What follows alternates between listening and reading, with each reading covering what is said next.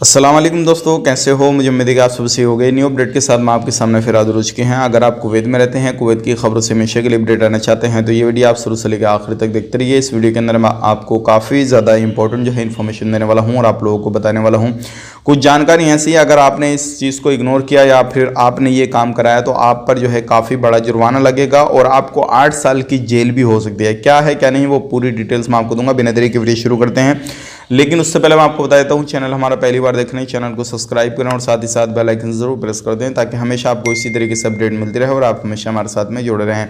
तो सबसे पहले अपडेट की तरफ बढ़ते हैं। जो बड़ी अपडेट आ रही है निकल के सोएख में जो है, जैसे कि आपको मालूम है गैरेज वगैरह काफ़ी ज़्यादा हैं, हज़ारों की तादाद में है, लेकिन अभी जो उल्लंघन है वो 340 दर्ज किए गए हैं।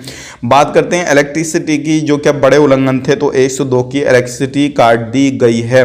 तो अगर आप कहीं पर भी काम करते हैं, किसी भी फील्ड में काम करते हैं तो थोड़ा ध्यान रखें, क्योंकि अभी जो है काफ़ी ज़्यादा सख्ती की जा रही है। चाहे वो कुवैत हो, सऊदी अरब हो, कोई भी कंट्री हो, थोड़ी सख्ती ज़्यादा बढ़ती जा रही है इस टाइम पे अजनबियों के खिलाफ। अब बात कर लेते हैं यहाँ पे अगली अपडेट की तरफ। जो अगली अपडेट आ रही है काफ़ी ज़्यादा इंपॉर्टेंट है। ये मिस्र के एक आदमी एक औरत यानी कि एक लेडीज एक मर्द को पकड़ा गया है, जो कि एक मर्द का हाथ था जो सर्टिफिकेट होता है, जो आपको मालूम है कि जो भी लोग वैक्सीन वगैरह लगवाते हैं उनको सर्टिफिकेट मिलता है, तो वो जाली सर्टिफिकेट बना के दे रहा था और उसको पकड़ा गया है। 8 साल की जेल, 800 दिनार का उस पर जुर्माना और जेल होने के बाद में उसको हमेशा के लिए डिपोर्ट कर दिया जाएगा कुवैत से और वो कभी भी कुवैत के अंदर नहीं आ सकता है। 8 साल की उसको जेल है और उसके साथ एक लेडीज है जो क्या उसका भी उसके अंदर हाथ था, तो उसको 4 साल की जेल सुनाई गई है। तो भाई आप ध्यान रखें, वैक्सीन का जो सर्टिफिकेट है वो जाली ना बनवाएं। अगर आप भी पकड़े गए किसी भी तरीके से, आपने भी कोई इसमें हाथ वगैरह करा, कुछ भी करा किसी भी तरीके से, तो आपको भी परेशानी आ सकती है।